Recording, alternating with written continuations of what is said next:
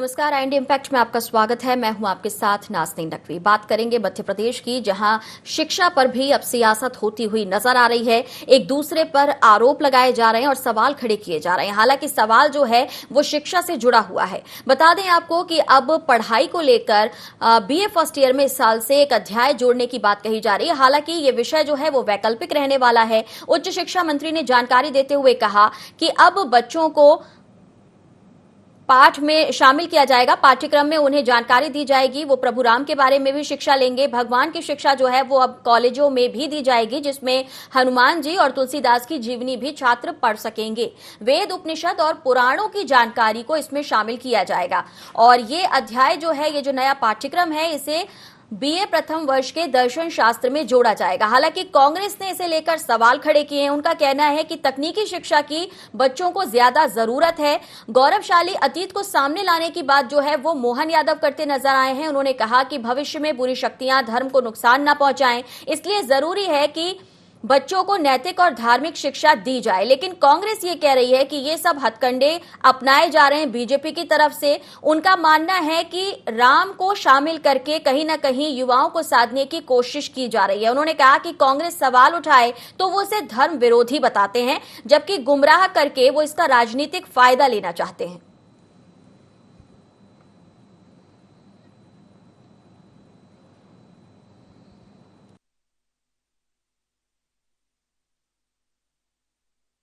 हमारे अपने BA, science ऐसे कई विषयों को लेकर के नई शिक्षा नीति के परिप्रेक्ष्य में जब अपना सिलेबस लागू कर रहा है तो हमारे गौरवशाली अतीत को भी हम सामने लाने का प्रयास कर रहे हैं। चाहे वो हमारे धर्म ग्रंथ से भी जुड़े हों, रामायण हो, महाभारत हो, या हमारे गौरवशाली महापुरुषों का जीवन हो, चाहे रानी दुर्गावती हो, रानी अवंतीबाई हो, या देवी अहिल्या हो, इधर विक्रमादित्य हो, राजा भोज हो, इन सारे महापुरुषों के चरित्र को लेकर के भी हम सामने आने का प्रयास कर रहे हैं। और इन सब के माध्यम से अपने विद्यार्थियों को नई शिक्षा नीति के माध्यम से हमारी अपनी गौरवशाली अतीत को पढ़ने का, समझने का मौका भी मिलेगा और प्राचीन साइंस, ज्ञान, विज्ञान को भी विद्यार्थी समझ पाएंगे। हम कल्पना कर सकते हैं कि जो प्रश्न खड़ा किया गया था अतीत में कि ये राम सेतु को तोड़ दें और ये खाड़ी और अरब सागर को मिला दें, लेकिन नासा ने भी इस बात को सिद्ध किया है कि ये डम ब्रिज था जो 17 लाख साल पहले भगवान श्री राम के काल का है। उसी प्रकार से सुप्रीम कोर्ट ने भी अगर वहाँ क्षेत्र के लोगों को इस मामले में जीत मिली थी कि आखिरकार ये मानव निर्मित रचना से हमारा पर्यावरण को नुकसान होगा, जैविक और जलीय रचनाओं को नुकसान होगा, भौगोलिक दृष्टि से एक बहुत बड़ी हानि होगी समुद्री जलजीव की। तो इन सारे विषयों को सामने लाने में कोई आपत्ति नहीं होना चाहिए। और ये सारे सिलेबस विद्वानों के द्वारा रिकमेंड किए जाते हैं, ये हमारे अपने एजेंडे से नहीं होते हैं। तो विद्वानों ने जिस जिस तरह से उसको आगे बढ़ाने का प्रयास किया, उच्च शिक्षा वो सब चीज़ों को लागू करेगा और उसमें आगे बढ़ेगा।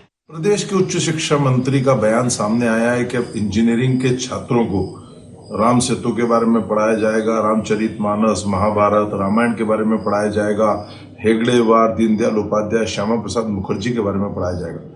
अरे इंजीनियरिंग के छात्रों को पढ़ने की आवश्यकता है तकनीकी शिक्षा की, तकनीकी ज्ञान की, विश्व की बेहतर तकनीकी शिक्षा की, कि किस प्रकार से हम नई नई तकनीकों का उपयोग कर इंजीनियरिंग के क्षेत्र में अच्छे निर्माण कार्य कर सके। अभी देखें मध्य प्रदेश के अंदर हाल ही में ग्वालियर चंबल क्षेत्र में बाढ़ आई, किस प्रकार से 350 से अधिक छोटे पुल पुलिया बह गए, सड़कें क्षतिग्रस्त हो गई, सड़कें ध्वस्त हो गई। तो अच्छे तकनीकी ज्ञान की उन्हें आवश्यकता है। धर्म और तकनीकी शिक्षा अलग विषय है, लेकिन भारतीय जनता पार्टी जो धर्म के नाम पर जनता को गुमराह करने का काम करती है, वो इसमें भी धर्म को ला रही है।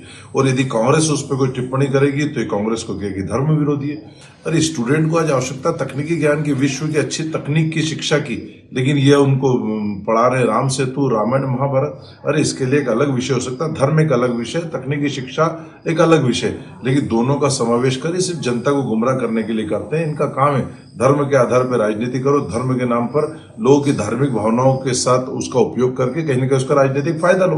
अब ये कह रहे दीनदयाल जी, हेगड़ेवार और श्यामा प्रसाद मुखर्जी, तो इन तीनों ने ऐसे कौन से काम किए हैं जो इंजीनियरिंग के छात्र इनको पढ़ेंगे, इनसे ज्ञान प्राप्त करेंगे? ऐसी कौन सी तकनीकी शिक्षा इनके पास थी? इन्होंने देश के इतिहास में ऐसा कौन सा काम किया जो छात्र इनको पढ़े?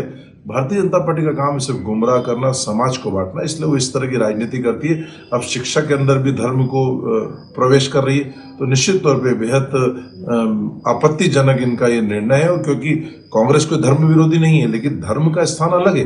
धर्म को शिक्षा के अंदर प्रवेश कराना ये कहाँ तक उचित है। भारतीय जनता पार्टी इस तरह के बचकाने काम करती रहती है और बाद में इस मुद्दों को राजनीतिक विषय बनाती है ताकि इसका फायदा राजनीतिक लिया जा सके। तो धर्म को राजनीति में लाकर उसका सियासी फायदा उठाने की कोशिश बीजेपी कर रही है, यह आरोप सीधा सीधा कांग्रेस ने लगाया है। मेरे साथ मेरे सहयोगी आमिर न्यूज रूम से जुड़ रहे हैं। आमिर, आपने पूरी बात सुनी है। कांग्रेस की तरफ से आरोप भी लगाए जा रहे हैं, सवाल भी खड़े किए जा रहे हैं और साफ साफ ये कहा जा रहा है कि धर्म की शिक्षा अगर देनी है तो उसके लिए अलग प्रयोग किए जाने चाहिए, लेकिन शिक्षा के बीच में धर्म लाकर केवल और केवल सियासत को चमकाना ही बीजेपी का मोटिव है। देखिए, जिस तरह से मध्य प्रदेश पहला ऐसा राज्य है जहां पर नई शिक्षा नीति लागू होने जा रही है, तो उसी के तहत अब मध्य प्रदेश के छात्रों को कॉलेज में अब धर्म का भी पाठ पढ़ाया जाएगा। यानी इसको लेकर पूरा खाका तैयार कर लिया गया है। खुद मध्य प्रदेश के उच्च शिक्षा मंत्री मोहन यादव ने भी इस बात को कहा है कि जिस तरह से बच्चों को शिक्षा कॉलेज में मिलती है तो उसमें धर्मों की शिक्षा भी जो है बच्चों को मिलना चाहिए। यानी सीधे सीधे अब बच्चों को कॉलेज में जिस तरह से धर्म ग्रंथ का भी पाठ पढ़ाया जाएगा, यानी उनको भगवान राम की जीवनी के बारे में और हनुमान की जीवनी के बारे में, साथ ही रामचरितमानस, रामायण भी बच्चों को अब कॉलेज में पढ़ने को मिल सकती है। यानी इसको लेकर पूरी खाका तो तैयार कर लिया गया है और इसी के तहत अब नई शिक्षा नीति भी लागू होने जा रही है। हालांकि इस पूरे मामले को लेकर जो है सवाल भी खड़े होने लगे हैं। कांग्रेस ने सवाल खड़े किए हैं कि बच्चों को बेहतर तकनीकी शिक्षा मिल सके, इसको लेकर सरकार को प्रयास करना चाहिए, ना कि धर्म की शिक्षा किस तरह से कॉलेजों में मिल सके इसको लेकर प्रयास। और यह भी आरोप लगाए जा रहे हैं कि धर्म के नाम पर बीजेपी राजनीति करती है और राजनीति का धर्म के नाम पर राजनीतिक फायदा भी बीजेपी उठाती है। तमाम तरह के आरोप करती है। इसका जवाब बीजेपी से लेंगे। उमेश शर्मा, प्रवक्ता मध्य प्रदेश बीजेपी से हमारे साथ हैं। उमेश जी, आपने पूरी बात सुनी, आरोप भी सुने हैं और अगर देखा जाए तो लगातार जिस तरीके से बात हो रही है उसे लेकर भी आमिर, एक और बात यहां पर कि भले कांग्रेस आरोप तो लगा रही है बराबर, लेकिन इन आरोपों को सिद्ध करने को लेकर अगर हम बात करें, क्योंकि विषय वैकल्पिक रखा गया है, अगर बच्चे चाहते हैं पढ़ना तो ऐच्छिक विषय बच्चे ले सकते हैं, नहीं लेना चाहते हैं तो नहीं ले सकते हैं। ऐसे में सीधे सियासी फॉर्मूला इसमें लगा देना, ये क्या आपको कांग्रेस की तरफ से ऐसा लग रहा है कि कांग्रेस बार बार इसे आधार बनाती है? देखिए, उच्च शिक्षा मंत्री मोहन यादव ने भी यही कहा है कि बच्चों को जो है गौरवशाली इतिहास के बारे में पता होना चाहिए, राम सेतु ब्रिज के बारे में उनको पता होना चाहिए और इसके साथ ही धर्म की शिक्षा भी बच्चों को मिल सके, इसको लेकर सरकार प्रयास कर रही है। और उनका भी यही मकसद है कि जिस तरह से अलग अलग विषयों को इसमें शामिल किया गया है नई शिक्षा नीति में, तो धार्मिक ग्रंथों का भी पाठ बच्चों को पता होना चाहिए, भगवान राम की जीवनी के बारे में उन्हें पता होना चाहिए और अलग अलग रामायण के बारे में भी उनको पता होना चाहिए। इस तरह का ऐसा सरकार का मानना है और इसी को लेकर जो है नई शिक्षा नीति में इस विषय को भी शामिल किया है। और तर्क ये भी दिया जा रहा है कि विषय विशेषज्ञों ने चर्चा करके, सभी विशेषज्ञों ने, जानकारों ने मिलकर इस नई शिक्षा नीति को बनाया है और नई शिक्षा नीति में ही इन सबको शामिल किया है। और ये बच्चे पढ़ना चाहें तो पढ़े, नहीं पढ़ना चाहें तो नहीं पढ़े, ये उनकी इच्छा अनुसार है। लेकिन ये जरूर है कि सरकार ये चाहती है कि जो महापुरुष हैं उनके जीवन को अगर बच्चे पढ़ेंगे तो वो अपने जीवन में उतारेंगे और उसको आगे और बेहतर किस तरह से किया जा सकता है। पहले एमबीबीएस छात्रों को लेकर भी जिस तरीके से पाठ्यक्रम में शामिल करने की बात आई थी, जनसंघ और आरएसएस के संस्थापकों को लेकर, उसे लेकर भी सवाल कांग्रेस ने खड़े किए थे। आज भी नरेंद्र सलूजा उस पर बोलते हुए नजर आए कि आखिर ऐसा क्या काम किया गया है कि बच्चों को पाठ्यक्रम में इसे शामिल करके पढ़ाने की बात बीजेपी कर रही है। देखिए, सीधे तौर पर कांग्रेस का आरोप है कि शिक्षा नीति के तहत जो है बीजेपी सरकार जो है संघीकरण करना चाहती है, यानी संघ के एजेंडे को अब शिक्षा में भी शामिल किया जा रहा है। ऐसे तमाम आरोप बीजेपी पर लगाए जा रहे हैं कांग्रेस की ओर से। यह भी कहा जा रहा है कि धर्म के आधार पर जो है राजनीति बीजेपी करती है और इसका राजनीतिक फायदा भी बीजेपी उठाने के प्रयास करती है और उसमें और अगर कांग्रेस सवाल उठाती है तो उसको धर्म विरोधी कहा जाता है। इससे सीधे तौर पर कांग्रेस के मीडिया समन्वयक नरेंद्र सलूजा ने कहा है। और ये कहा जा रहा है कि जब बच्चों को बेहतर तकनीकी शिक्षा हासिल हो, यानी उन्होंने एक ये भी कहा है कि जिस तरह से मध्य प्रदेश के ग्वालियर चंबल अंचल में देखा था कि बहुत ज्यादा जब बाढ़ आई थी तो कई डैम और कई ब्रिज बह गए थे। ऐसे में बच्चों को तकनीक की शिक्षा बेहतर मिल सके और वो पढ़ाई बेहतर कर सके, इंजीनियर छात्र अच्छे से पढ़ाई करेंगे, तकनीकी विषय उनको अच्छे से बताए जाएंगे। तो तकनीकी शिक्षा की जरूरत है या फिर धर्म से जुड़ी हुई शिक्षा की ज्यादा जरूरत है, समझने की कोशिश करते हैं। हैं उमेश शर्मा जी हमारे साथ हैं, बीजेपी से प्रवक्ता हैं। उमेश जी, क्या जवाब देना चाहेंगे? क्योंकि अगर हम बात करें यहाँ पर कांग्रेस की, वो सीधा सीधा आरोप लगा रहे हैं कि आप धर्म को शामिल करके सियासत में एक तो उसका राजनीतिक लाभ लेने की कोशिश कर रहे हैं और दूसरा बच्चों को तकनीकी ज्ञान देना चाहिए तो आप धर्म की तरफ धकेल रहे हैं। एक तो कांग्रेस पार्टी के नेता, प्रतिपक्ष और मध्य प्रदेश कांग्रेस कमेटी के प्रदेश अध्यक्ष के जो मीडिया समन्वयक जी हैं, उन ज्ञानचंद को मैं स्पष्ट करना चाहता हूं कि ये जो पाठ्यक्रम में शामिल करा गया है, ये बीए और बीकॉम के पाठ्यक्रम में शामिल किया गया है। ठीक है ना जी। बीए और बीकॉम का इंजीनियरिंग से कोई बहुत ज्यादा लेना देना नहीं है, बहुत ज्यादा क्या रंचमात्र और राय बराबर भी लेना देना नहीं होता। एक तो ये विषय है। वो जो अपना तकनीकी ज्ञान प्रदान करने की कोशिश कर रहे हैं, पहले मुझे लग रहा है कि उनको जो है तार्किक ज्ञान सीखने की आवश्यकता है, एक बात। दूसरी बात यह है कि जो आपने भी कहा है कि ये ऐच्छिक है। जी बिल्कुल। विद्यार्थी इसको लेना चाहेगा पाठ्यक्रम को तो ले सकता है। किसी विद्यार्थी की अगर अनिच्छा है और वो इस पाठ्यक्रम को पढ़ना नहीं चाहता है तो उस पर कोई बाध्यता नहीं होगी। दूसरा विषय ये। तीसरा विषय ये कि अगर भगवान राम के बारे में पढ़ाया जाता है, मर्यादा पुरुषोत्तम के बारे में, राजनीति के अंदर मुझे लग रहा है कि राम से ज्यादा उदात्त चरित्र तो कोई हुआ नहीं है। समाज जीवन में जो मर्यादा की स्थापना राघवेंद्र सरकार ने करी है, मुझे लग रहा है कि वो तो प्रातः स्मरणीय, स्तुत्य है और नित्य भजन योग्य और नित्य स्मरण योग्य है। भगवान कृष्ण को यदि पढ़ाया जाता है और अगर हमारे पौराणिक चरित्रों को पढ़ाया जाता है, ऐतिहासिक चरित्रों को पढ़ाया जाता है, तो इसमें क्या आपत्ति होना चाहिए। और जो महापुरुषों की बात है तो केवल केशव हेडगेवार, केशव बलिराम हेडगेवार जी को पढ़ाया जाएगा या केवल पंडित दीनदयाल उपाध्याय और डॉक्टर श्यामा प्रसाद जी को पढ़ाने तक सीमित रहेगा, ऐसा तो नहीं है। इसमें तो मोहनदास करमचंद गांधी भी शामिल है, इसमें तो सुभाष चंद्र बोस भी शामिल है, इसमें बाबा साहब भीमराव अंबेडकर भी शामिल है, इसके अंदर बाल गंगाधर लोकमान्य तिलक भी शामिल है, इसमें दादा भाई नौरोजी भी शामिल है। तो मुझे लग रहा है आपको क्यों लगता है कि कांग्रेस ये बार बार इसे राजनीति से जोड़कर आरोप लगा रही है कि आप युवाओं को साधने की कोशिश करने के लिए इस तरीके से इन विषयों को शामिल कर रहे हैं, या बार बार आप किसी भी तरह से धर्म को शामिल कर देते हैं ताकि आप इस रास्ते से राजनीति में ज्यादा वोट बटोर सकें या लोगों के करीब जा सकें? ये आरोप आप पर बार बार क्यों? कांग्रेस पार्टी को हम ये तो बोल ही नहीं है कि वो धर्म विरोधी है, हम तो सीधे शब्दों में कह रहे हैं कि वो तो अधर्मी है।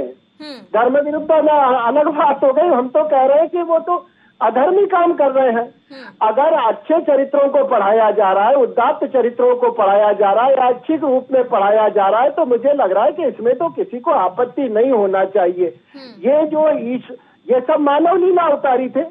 राम जो है वो मानव रूप में आए थे, भगवान कृष्ण जो है वो मानव रूप में आए थे, और उसके अलावा केवल भगवानों को पढ़ाया जाएगा ऐसा नहीं। कांग्रेस जिस तरीके की बात कह रही थी, जैसा कि नरेंद्र सलूजा ने कहा कि जब वो सवाल खड़े करते हैं तो आप उन्हें धर्म विरोधी बताते हैं। हमारे साथ देवदत्त दुबे जी जुड़ गए, लौटूंगी आपके पास, वरिष्ठ पत्रकार हैं। देवदत्त जी, आज की जो खबर है और जिस तरीके से ये कहा जा रहा है, मोहन यादव ये कह रहे हैं कि ऐच्छिक विषय रहेगा लेकिन बच्चों को अब पढ़ाया जाएगा श्री राम के बारे में, हनुमान के बारे में, और ये शिक्षा शामिल की जाएगी मध्य प्रदेश के कॉलेजों में।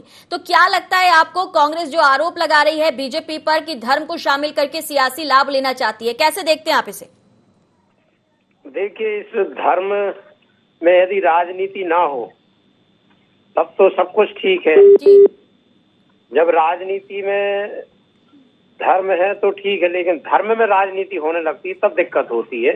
इसको केवल वैसा देखा जाए, एक तरीके से जैसे इस सिलेबस में शामिल होता है जी, तो उसको धार्मिक न देके उनके जो जीवन चरित्र है और उनने जो जीवन जिया है राम जी ने जी। वो पढ़ाया जाए और उसको उसी रूप में लिया जाए, तो मुझे लगता है आज की पीढ़ी के लिए बहुत फायदा होगा। क्योंकि हम, मुझे लगता है जैसे आप बहुत समस्याएं हैं, जैसे वृद्धाश्रम खुल गए आज देश में जी।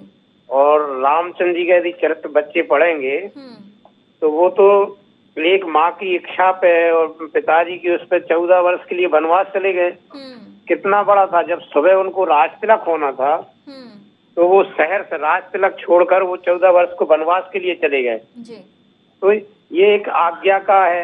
और दूसरा, वो जो सबको साथ लेके चलते हैं, वानरों तक को वो युद्ध में साथ में लेते हैं। और अपने भाई लक्ष्मण से, वो रावण से भी शिक्षा ग्रहण करने के लिए कहते हैं। अहंकार बिल्कुल नहीं है उनमें। तो जो चीजें हैं आदर्श की, नैतिकता की, आज्ञाकारी की, भ्रात प्रेम, भरत से उनका जो प्रेम दिखाया गया, ये सब चीजें हैं। आज की नई पीढ़ी को यदि पढ़ाया जाएगा तो उससे तो नई पीढ़ी को बहुत फायदा अभी होगा। कुछ वक्त पहले एमबीबीएस के छात्रों को भी जिस तरीके से कहा गया था कि उन्हें भी शिक्षा दी जाएगी, हिंदुत्व से जुड़े हुए जो लोग हैं, और अंबेडकर जी के बारे में भी पढ़ाया जाएगा, इसे लेकर भी कांग्रेस ने सवाल खड़े किए थे। तो आप कैसे देखते हैं एक फैसला आने के बाद ये दूसरा फैसले का आना, और कांग्रेस दोनों में एक ही बात, एक ही तरह का आरोप लगाती हुई नजर आई है? कांग्रेस को आरोप लगाने की बजाय जी ये कहना चाहिए कि भाई जो पढ़ा रहे हो पहले आप उस पे अमल करो। कांग्रेस भी तो जरा क्या बताएं आपको।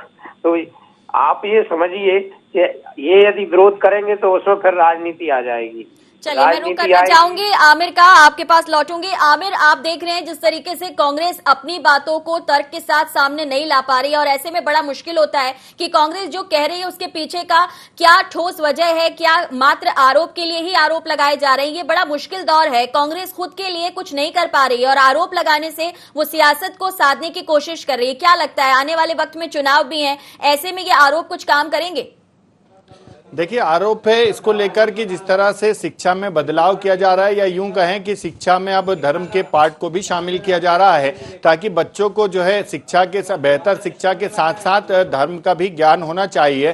धार्मिक जब ज्ञान होगा तो बेहतर शिक्षा के साथ आगे का और किस तरह से बेहतर किया जा सकता है बच्चों के भविष्य के लिए, वो उनके लिए ही लाभकारी होगा। हालांकि कांग्रेस का तर्क ये है कि धार्मिक पाठों को बच्चों को पढ़ाया जा रहा है, तो इससे उनकी जो है तकनीकी शिक्षा बेहतर नहीं हो सकती, बल्कि उनको तकनीकी शिक्षा बेहतर कॉलेजों में पढ़ाई जाए, इसको लेकर सरकार को प्रयास करने चाहिए। इससे पहले जब चिकित्सा शिक्षा व्यवस्था में यानी मेडिकल कॉलेज में और मेडिकल स्टूडेंट को ये पढ़ाने की बात कही गई थी कि संघ के जो संस्थापक है हेगडेवार और चाहे संघ के वरिष्ठ जो संघ के नेता हैं उनकी जीवन पर जब पढ़ाने की बात हुई थी, तब भी सरकार पर कांग्रेस ने आरोप लगाए थे और शिक्षा व्यवस्था में अब भी आरोप लगा रहे हैं। तकनीकी शिक्षा पर जोर देने की बात कांग्रेस कर रही है। हमारे साथ एमपी कांग्रेस से प्रवक्ता राम पांडे जी जुड़ गए हैं।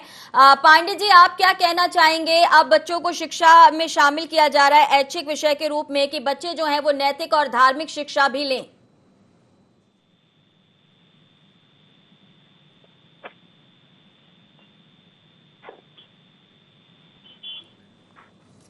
शायद राम पांडे जी, उन तक हमारी आवाज नहीं पहुंच रही है। मैं रुक करना चाहूंगी। दुबे सर हमारे साथ हैं। दुबे जी, आपने भी कहा कि कांग्रेस के आरोपों पर क्या कहा जाए। क्या आपको लगता है कि कांग्रेस सही जगह पर या सही मौके पर अपनी बात नहीं उठा पा रही है, या फिर कांग्रेस को लेकर जो कह सकते हैं कि एक तरीके से छवि बन चुकी है कि वो धर्म विरोधी है, या जब वो खुद भी मंदिर जाते हैं उनके नेता तब भी सवाल खड़े होने लगते हैं। ये बार बार कहा जाता है कि वो सिर्फ ऐसे मौकों का इंतजार करते हैं जब सिर्फ वोट लिए जा सके।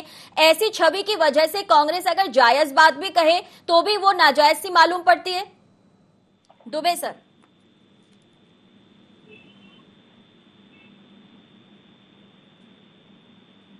देवदत्त दुबे सर, आप सुन पा रहे हैं? जी हाँ, सुन रहे। जी सर। हाँ, तो वो ही कह रहा हूँ कि एक ऐसी परिस्थिति बन गई है कि अब ये जो भी कहेंगे उसमें यही माना जाएगा कि या तो ये धर्म विरोधी हैं या देश विरोधी हैं। जी, क्योंकि हर बात पे विरोध करने का क्या है। आपको मालूम होगा, इनने एक बार राम सेतु का विरोध किया था कि समुद्र में राम सेतु नहीं है। वो बाद में उसकी पिक्चर दिखाई गई। आपको क्यों बोलना है, इसमें कौन सी गलत बात है? यदि ये शिक्षा दी जाएगी तो वो तो उपयोगी है बच्चों के लिए। आज की परिस्थितियों में बहुत सारी चीजें हैं, जितने भी अपने ग्रंथ हैं, चाहे रामायण हो, महाभारत हो, गीता हो, कुरान हो, गुरु ग्रंथ साहब हो, सब में शिक्षा क्या दी गई है? सब धर्म का क्या उद्देश्य है? नैतिकता का आचरण करें, सत्य की राह पे चले। तो ये यदि पढ़ाया जाता है तो उसमें कौन सा वो है? चलिए, पूछ लेते हैं। हमारे साथ राम पांडे एक बार फिर से जुड़ गए। नैतिक शिक्षा और धार्मिक शिक्षा अगर पढ़ाई जा रही है तो उसका विरोध क्यों? राम पांडे जी।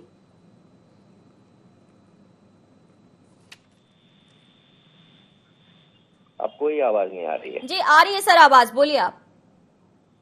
अब कोई आवाज नहीं आ रही।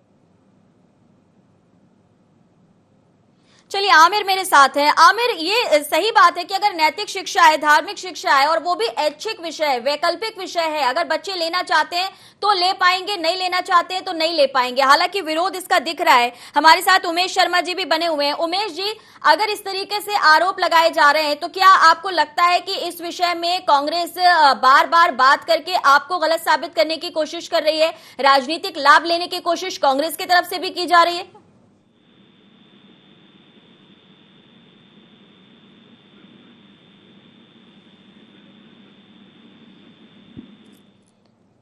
हमारे साथ देवदत्त दुबे जी बने हुए हैं। दुबे सर, क्या लगता है चुनाव जब आते हैं तभी इस तरीके के फैसले आने पर, भले वो बच्चों के भविष्य के लिए हो, बेहतरी के लिए हो, लेकिन क्या वक्त ठीक नहीं होता जब ऐसे फैसले चुनाव से पहले आते हैं तो सियासत इसको लेकर गरमाने लगती है? ये बात बिल्कुल सही है कि बहुत सारी चीजें हैं जो वक्त के हिसाब से सही फिट बैठती हैं। जब दीपावली हो तो पटाखे फोड़ो, होली हो तो रंग डालो, लेकिन यदि आप होली पे पटाखे फोड़े और दीपावली पे रंग डालें तो वो कुछ जमता नहीं है मामला। जी हाँ। ये जो ऐसी शिक्षा है जी, बच्चों को क्या, मुझे लगता है सबसे ज्यादा जरूरत है नेताओं को आज के, जिनको गीता और रामायण कुरान इन सब के पाठ पढ़ाने चाहिए। जी तो केवल पढ़ाने नहीं, उनको दबाव डालना चाहिए कि आप जीवन में उतारो। इन लोग जैसे सुबह सुबह मैसेज आते हैं व्हाट्सएप पे और अपन फॉरवर्ड कर देते हैं, जी जी। ऐसा इन लोग बातें केवल करेंगे, जीवन में उतार नहीं पाएंगे। तो इनको उतारना जरूरी है पढ़ाने से ज्यादा। यदि इनमें बच्चे देखेंगे तो वो खुद अनुसरण करेंगे। आज के नेताओं को देख के कौन सा बच्चा माँ बाप कहेगा कि इनको अनुसरण करो आप? जी जी हाँ। तो मुझे लगता है ये शिक्षा राजनीतिज्ञ लोगों को भी बहुत जरूरी है, क्योंकि आज जो पतन हो रहा है राजनीति का, जिसके माध्यम से नेतृत्व की साख गिर रही है, जी हाँ। तो इन सबको जरूरत है, बच्चों को तो है ही। यदि शुरू से आप बच्चे को नैतिक शिक्षा देंगे तो आगे जाके वो श्रेष्ठ इंसान बनेगा। फिर बहुत सारी समस्याओं का हल होता है। जो समाज में आज बहुत सारी समस्याएं हैं, जी जी। जो परिवार परंपरा टूटी है, परिवार परंपरा टूटने से बहुत विकृतियां आई हैं परिवारों में, समाज में। इसको सबको खामियाजा भुगतना पड़ रहा है। बिल्कुल। आज वृद्धाश्रम क्यों खुल गए देश में? क्यों जरूरत थी वृद्धाश्रम की? कल्पना से परे था कभी ये काम। बिल्कुल। और आज वृद्धाश्रम खुल रहे हैं। आज भाई भाई के लिए मार रहा है, भाई बहन के लिए मार रहा है। जो ये पतन हुआ है ये इसीलिए हुआ है कि लोगों को वो ज्ञान नहीं है कि इन संबंधों का कितना महत्व होता है। चलिए, बिल्कुल ज्ञान से ऐतराज क्यों है? राम पांडे जी, आप सुन पा रहे हैं मुझे? जी जी मैडम, सुन रहा हूं। जवाब चाहूंगी आपका कि आखिर नैतिक शिक्षा और धार्मिक शिक्षा को लेकर राजनीति से जोड़ना और सवाल खड़े करना, ये आपको ऐसा क्यों लग रहा है कि बीजेपी इसका सियासी लाभ लेने के लिए ऐसा कर रही है? जी कीजिए, पढ़ाई तो कोई बुरी चीज नहीं है। Physics, chemistry, math, Ramayana, Gita, Mahabharata सब पढ़ाया जाना चाहिए। और ऐसा नहीं है कि अभी से, हमेशा से पढ़ाया जा रहा है। हमारे तो घर में हमें रामायण, गीता, महाभारत सब कुछ सिखाया गया। और मैं जहाँ तक समझता हूँ हिंदू धर्म में ये शिक्षा तो हर घर में दी जाती है। हर घर में रामायण होती है, हर घर में गीता होती है, हर घर में महाभारत की किताब होती है। तो सब कुछ हम घर से सीखते हैं। अब ये स्कूल में इन चीजों को लादना चाहते हैं। अभी कुछ दिन पहले इन्होंने हेडगेवर जी और दीनदयाल उपाध्याय जी के बारे में भी पढ़ाने की बात की, और अभी ये रामायण, महाभारत, गीता की बात कर रहे हैं। ठीक है, बुराई कुछ नहीं है, लेकिन इनकी सोच और जो नीयत है ना, वो अच्छी नहीं है। अभी इन्होंने कहा वृद्धाश्रम जैसी बुराइयां आ रही हैं, वो इसीलिए आ रही हैं कि ये लोग बोलते कुछ हैं, करते कुछ हैं। बात करते हैं ये राम की, लेकिन इनके दिल में रावण रहता है। नहीं, अभी तो जो बात कही गई है वो तो दुबे सर ने कही है, वरिष्ठ पत्रकार है हमारे साथ, वो जुड़े हुए थे। उमेश शर्मा जी ने जो बात कही, अगर आप नहीं सुन पाए, उन्होंने कहा कि आप धर्म विरोधी हैं, कांग्रेस नहीं चाहती कि इस तरीके से पाठ्यक्रम को शामिल किया जाए, आपकी सोच वैसी नहीं है। आप उन पर सवाल खड़े कर रहे हैं, वो आप पर सवाल खड़े कर रहे हैं। अरे ये कौन है उमेश शर्मा? हमें क्या लेना देना इनसे? इन्होंने क्या ठेका ले रखा है क्या? ये कहाँ से आए, कहाँ जाएंगे, क्या पता। भाई हम लोगों ने देश को स्वतंत्र कराया, 70 साल से देश को स्थापित किया, यहाँ तक देश को लेकर आए। 15% शिक्षा का प्रतिशत था 1947 में, आज शिक्षा का प्रतिशत हमने 90% किया। तो हम तो देश को लगातार बढ़ाने का काम कर ही रहे हैं। 7 साल से देश गड्ढे में जा रहा है, रसातल में जा रहा है। पूरे देश की तबाही हो रही है, महंगाई बढ़ रही है, बेरोजगारी बढ़ रही है, गरीबी बढ़ रही है, भुखमरी बढ़ रही है। इन्होंने कहा था ना हम राम राज्य लेकर आएंगे, तो राम राज्य क्यों नहीं आ रहा है? डेली हत्याएं, आत्महत्याएं हो रही हैं, अपराध हो रहे हैं, रेत खनन हो रहा है। ऐसे कौन से बुरे काम हैं जो अभी नहीं हो रहे हैं? ठीक है, मैं एक बार रुक कर लेती हूँ, अगर उमेश जी हो जवाब देने के लिए। उमेश जी, आप हैं हमारे साथ? उमेश जी, जवाब चाहेंगे आपसे। राम पांडे जी कह रहे हैं कि आप लोगों ने जो कहा था वो आप करते नहीं है, ये परेशानी है। एक तो मैं स्पष्ट कर दूं कि इस पाठ्यक्रम में केवल रामचरितमानस को पढ़ाया जा रहा है, ऐसा नहीं है। इस पाठ्यक्रम के अंदर उर्दू अदब को भी शामिल करा गया है जी। और जो सूफियाना कलाम है, जो बड़े मौलवी और चिश्ती हुए हैं जिनके सूफियाना कलाम है, वो भी पढ़ाए जाएंगे जी। तो एक तो इसको हिंदू मुसलमान के नजरिए और चश्मे से देखा नहीं जाना चाहिए। ये बहुत स्पष्ट मान्यता है कि चाहे हिंदू धर्म के हो या किसी अन्य पंथ मजहब के हो, ऐसे महापुरुष जिन्होंने समाज जीवन में, जिनके कारण लोगों को दिशा प्राप्त हुई है, जिनके कारण लोगों ने रास्ते प्राप्त करे हैं, ऐसे सभी लोगों को शामिल करा गया है। तो उर्दू अदब भी इसमें शामिल है। सूफियाना जो हुए हैं, बड़े बड़े सूफी संत हुए हैं, उनको भी शामिल करा गया है। तो एक तो इसको हिंदू मुसलमान के नजरिए से नहीं देखा जाना चाहिए। और मुझे लग रहा है कि ये तो एक बड़ी आदर्श व्यवस्था है। अगर हम लोग अच्छे चरित्रों को पढ़ने के लिए प्रेरित कर रही है, सरकार प्रेरित कर रही है, तो मुझे लग रहा है कि इसमें किसी को भी कोई चलिए, मुझे लगता है अब इसका फैसला बच्चों के ऊपर ही छोड़ना होगा, क्योंकि वैसे भी वैकल्पिक विषय बच्चे क्या चाहते हैं वो अपने हिसाब से तय करेंगे, और राजनीति से इसे जोड़कर देखा जाना, एक दूसरे पर आरोप लगाना, ये सियासत में जरूरी है और वो दिखाई भी दे रहा है। आप सभी का बहुत शुक्रिया हमारे साथ जुड़ने के लिए। तो राम जी किसका बेड़ा पार करेंगे, ये मामला सियासत से जोड़कर इसलिए देखा जाएगा क्योंकि दोनों ही दल एक दूसरे पर आरोप लगाते हुए नजर आए हैं। लेकिन नैतिक शिक्षा का पाठ पढ़ने के लिए बच्चे कितने जागरूक हैं या इच्छुक हैं, ये आने वाला वक्त तय करेगा। फिलहाल दीजिए इजाजत, नमस्कार।